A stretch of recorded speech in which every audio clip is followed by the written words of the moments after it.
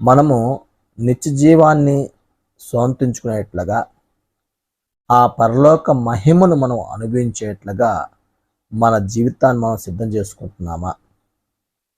అబ్రహాము, ఇస్సాకు, యాకోబులు అలాగే అనేక మంది భక్తిపరులు మాది ఈ లోకం కాదు, శాశ్వతమైనటువంటి లోకం, దేవుడు మా కొరకు ఏర్పాటు చేసినటువంటి లోకం, అదే మా గృహం, అదే మా ఇల్లు అనుకొని ఈ లోకములో ఉన్న వాటన్నిటినీ కూడా ప్రేమించకుండా పరసంబంధమైన వాటినే ప్రేమించేటువంటి ఒక భక్తి జీవితం ఉంది చూసారా, అది గొప్ప జీవితం.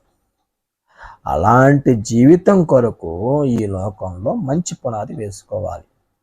దాన్ని సాధించటానికి, దాన్ని మనము సొంతం చేసుకోవడానికే ఈ లోకములో మన యొక్క జీవిత పోరాటం.